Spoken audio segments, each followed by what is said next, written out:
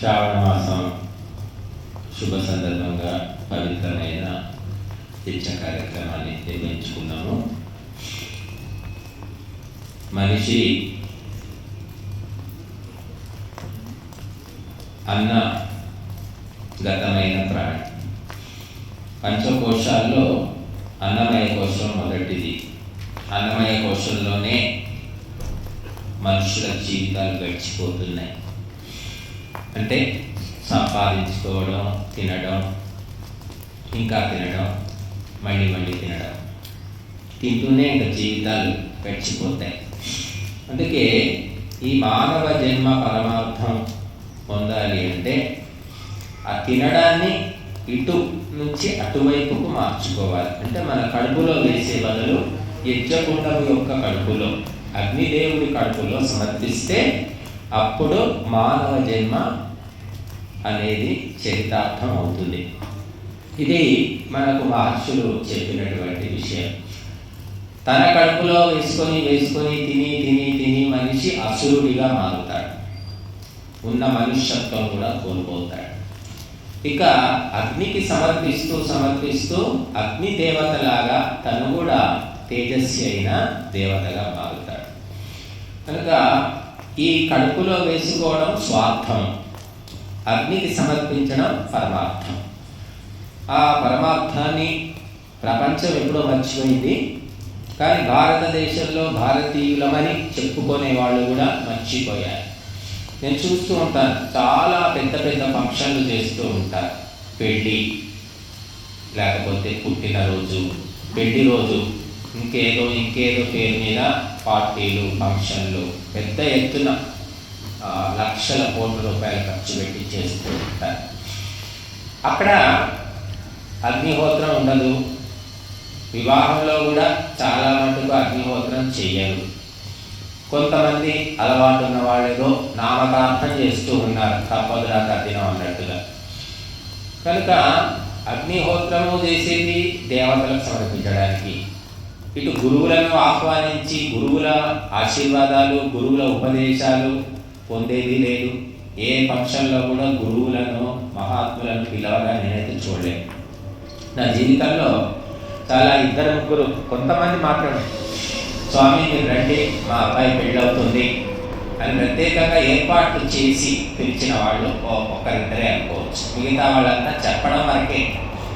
But ఎవరి పట్ల శ్రద్ధ చూపించాలి, దేని పట్ల చూపించాలో దాని పట్ల సున్నా, దేనికి అవసరం లేదో దానికి మాత్రం ఎగబడి చేస్తూ ఉన్నారు.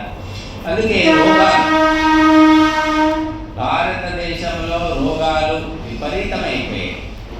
పల్లెటూరులో కూడా మందుల షాపులు, అలాగే డాక్టర్లు, క్లినిక్లు, హాస్పిటళ్ళు కూడా తయారైపోయాయి. ఒకప్పుడు హైదరాబాద్కు వచ్చేవాళ్ళు, ఇప్పుడు ఏ జిల్లాకు ఆ జిల్లా బోలెడు పెద్ద పెద్ద హాస్పిటల్ కట్టేశారు.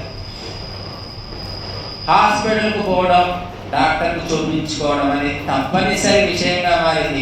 మరొక పరిణామం ఏమిటంటే చిన్న పిల్లల కోసం ప్రత్యేకంగా హాస్పిటల్స్ వస్తున్నాయి. అవి కూడా corporate hospital, Rainbow Children's Hospital. అలాగా మళ్ళీ కన్ను, ముక్కు, చెవి, ఒక్కొక్క అవయవానికి ఒక్కొక్క ఆసుపత్రి. ఇలాగా ఎందుకు వస్తున్నాయి అనేది ఎవరు ఆలోచించట్లేదు. పెడుతున్నారు, చూపించుకుంటున్నారు, మందు తింటున్నారు. కారణం ఏమిటి? ఒకటే, స్వార్థము వదిలేసి పరమార్థ కార్యం చేయడం లేదు. తినడం.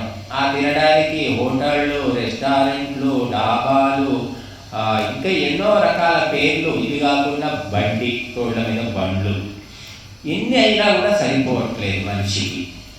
కారణం ఒకటే, స్వార్థ భావన నశించకపోవడమే, దురాశ. ఇంత తింటే ఇంతకాలం బతుకుతారనేమి లెక్కలు లేవండి. కనుక మనం ఎంత తక్కువ తింటే అంత ఎక్కువ కాలం ఆరోగ్యంగా బతుకుతాము, ఎక్కువ తింటే తొందరగా పోతాం. కాబట్టి ఎక్కువ తినకుండా ఏమి చేయాలి అంటే, ఆ ఎక్కువ తినకుండా తక్కువ తిని మిగిలింది అగ్నికి ఆహుతిగా సమర్పించు, సాటి ప్రాణులకు అన్నదానం చేయి అని శాస్త్రాలు చెబుతున్నాయి. అందుకోసమే మన దగ్గర అన్నదానము మహాదానం అనే ఒక నానుడి, ఒక పరంపర ఇప్పటికీ ఉంది. చాలామంది ఏదైనా చెయ్యాలి మంచి పని అంటే అన్నదానం అంటారు. అన్నదానం అంటే ఒకప్పుడుకి విలువ ఉంది, కానీ ఇప్పుడు అన్నదానానికి విలువ ఏమీ లేదండి. అన్నం లేకుండా ఎవరు చావడం లేదు. మన తెలుగు ప్రాంతాల్లోనైతే అసలే లేదు. అన్నం ఎక్కువై చేస్తున్నారు తప్ప అన్నదానం చేస్తేనే బతుకుతామని ఎవరు లేరు. కాబట్టి ఇప్పుడు చేయవలసింది ఏమిటంటే అగ్నిహోత్రము ఇంటింటా చేయాలి, వీధిలో చేయాలి, ప్రతి గ్రామంలో జరగాలి, పెద్ద మొత్తంలో జరగాలి. అప్పుడు ఈ కుటుంబంలో, సమాజంలో, మనిషిలో, వాతావరణంలో మార్పులు వస్తాయి, దైవిక వాతావరణం ఏర్పడుతుంది. ఎల్నినో ఎందుకు వచ్చింది? సూపర్ ఎల్నినో అంటున్నారు. ఎందుకు వచ్చిందంటే మనుషులు చేసిన కర్మల, సామూహిక కర్మల యొక్క ఫలితం అన్నమాట. ఎవరికి వాళ్ళే, తెలిసిన వాడంతకే ఉన్నాడు, తెలియని వాడంతకే ఉన్నాడు, నాకెందుకు, నేను ఒక్కటి చేస్తే అవుతుందా అని ఈ రకంగా నిర్లక్ష్యం, ధర్మ కార్యాల పట్ల నిర్లక్ష్యం, ఆ నిర్లక్ష్యంతోటి నష్టపోతూనే ఉన్నాడు. అయినప్పటికీ గుర్తించేటటువంటి వివేకము లేకుండా పోయింది. హాస్పిటల్కు చూస్తుంటాం మేము, ఎప్పుడైనా ఎవరైనా హాస్పిటల్లో భక్తులు ఉన్నారంటే చూడడానికి వెళ్తే అక్కడ కూడా క్యూ, లిఫ్ట్ దొరకదు మనకు. లిఫ్ట్లో 20 మంది 10 మంది ఎక్కుతూనే ఉంటారు, పోతూనే ఉంటారు. మనం ఎలాగో అందులో తోసుకొని పోవాల్సిందే. ఆ రకంగా హాస్పిటళ్ళు నిండిపోతూ ఉన్నాయి. కాబట్టి మనము డాక్టర్ దగ్గరికి పోకూడదు, రోగాలు రాకూడదు అంటే అగ్నిహోత్రము, యజ్ఞము మాత్రమే శరణ్యము. ప్రతి ధర్మ కార్యము, ప్రతి కుటుంబ పారివారిక కార్యము యజ్ఞముతోటి మొదలు కావాలి. భగవద్గీత మా ధర్మగ్రంథం అంటారు. భగవద్గీత మొత్తం పారాయణం చేసేవాళ్ళు ఉన్నారు, ఇది నుంచి మీదకి పైనుంచి దిగి.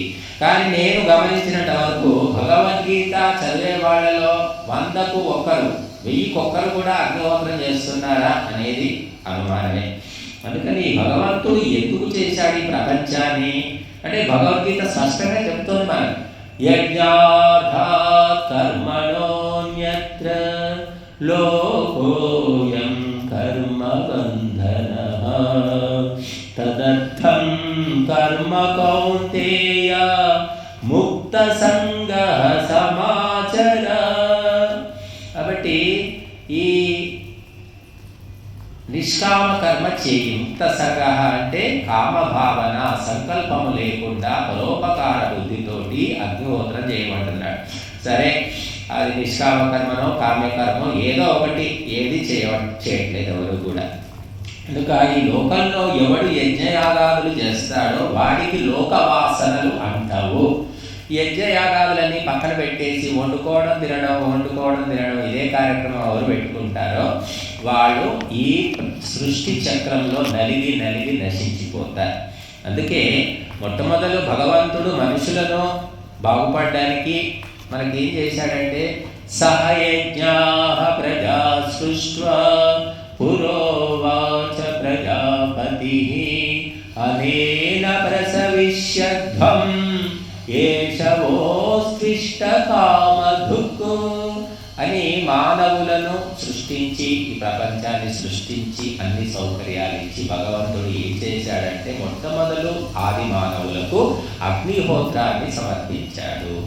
అనేన ప్రసవిష్యధ్వం, ఈ యజ్ఞముతో మీరు ఐశ్వర్యవంతులు కండి.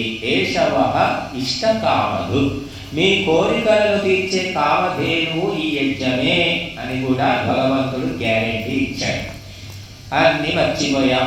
క్రమక్రమంగా భోగ వాసనల్లో పడిపోయి మనిషి త్యాగం అనేది, దానం అనేది, సమర్పణం అనేది, సేవ అనేది క్రమంగా మర్చిపోయి ఇప్పుడు ఎక్కడ ఉన్నాడంటే మందుల దుకాణాలు, హాస్పిటళ్ళు, పరీక్షలు, రక్త పరీక్ష, మూత్ర పరీక్ష, మను పరీక్ష, మశాన పరీక్ష, బోధ పరీక్షల్లో ఉన్నాడు.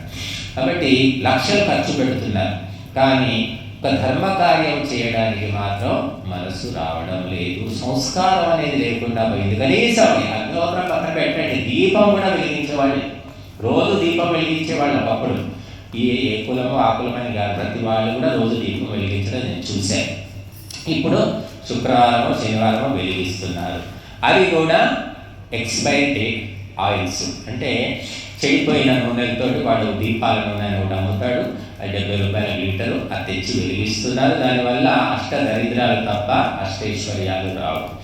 కాబట్టి ఎవరికి కూడా మన భారతదేశము ప్రపంచానికి జగద్గురువు ఒకప్పుడు. ఇప్పుడు మనకే బుద్ధి లేకుండా పోయింది. మనం చేసే కర్మల వల్ల నిరంతరము దుఃఖాలు కలుగుతూ ఉన్నాయి తప్ప సుఖం అనేది రావడం లేదు. అందుకే ధర్మకర్మల పట్ల వ్యామోహం లేదు, శ్రద్ధ లేకుండా పోయి. ఎందుకంటే ఈ ధర్మం అనుకుంటున్నారు, ఆ దీపాలను తెచ్చి వెలిగిస్తే అది ధర్మం అనుకుంటున్నారు, అది అధర్మం అని తెలుసుకోవడం లేదు. చెడిపోయినవి, పాడైపోయినవి, భ్రష్టు పట్టిన వస్తువులు కానీ పదార్థాలు కానీ దేవతలకు సమర్పించకూడదు అనేది తెలుసుకోలేకపోతున్నారు. కాబట్టి నిరంతరము దుఃఖాలు పెరిగి పెరిగి వాడు వస్తాడు, క్రైస్తవుడు వస్తాడు. మా ప్రార్థనలు చేయండి, మీ ఇంట్లో మంచి జరుగుతుంది, మీ రోగాలు పోతాయి, మీకు డబ్బు వస్తుంది అని మాయమాటలు చెప్పగానే వాడు వెంటబడుతున్నారు. ఊళ్ళు మారిపోతున్నారు, కులాలు మారిపోతున్నాయి, ప్రాంతాలు మారిపోతూ ఉన్నాయి. కాబట్టి ఎందుకు మన ధర్మ కార్యాలు ఫలాన్ని ఇవ్వడం లేదు అంటే చేయవలసిన పద్ధతిలో శాస్త్రాలు చెప్పినట్టుగా శ్రద్ధాపూర్వకంగా చేయకపోవడం వల్ల ఫలితం అనేది రాదు, వచ్చినా కూడా నాసిరకమైన ఫలితం వస్తుంది.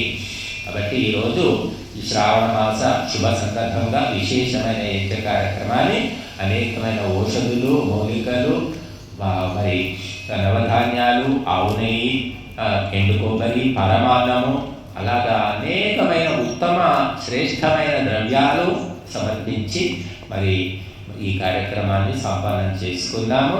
కనుక మనము తిన్నది తప్పకుండా ఆరోగ్యం కలిగిస్తుందో లేదో మనకు తెలియదు, కానీ అగ్నిహోత్రంలో సమర్పించింది మాత్రము మనకే కాకుండా సమస్త జీవులకు, సమస్త దేవతలకు, సమస్త లోకాలకు మేలు చేస్తుంది అని ధర్మశాస్త్రాలన్నీ ఘంటాబద్ధంగా చెబుతూ ఉన్నాయి.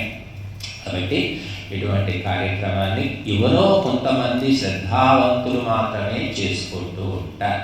కాబట్టి అధికస్య అధికం ఫలం అని చెప్పారు. ధర్మ కార్యాలు ఎక్కువ చేసుకుంటే ఎక్కువ లాభం, పాపపు పనులు తక్కువ చేసినా కూడా ఎక్కువ దుఃఖమే మిగులుతుంది. కాబట్టి ధర్మ కార్యాలు ఎక్కువ మొత్తంలో చేయడానికి ప్రయత్నం చేయాలి. అందుకే ఈరోజు చాలా ఎక్కువ ఆహుతులను దేవతలకు సమర్పించారు. మరి దంపతులు రాము అలాగే ప్రియ దంపతులు, వారి కుటుంబము అందరూ కూడా ఆయురారోగ్యాలతో వర్ధిల్లాలని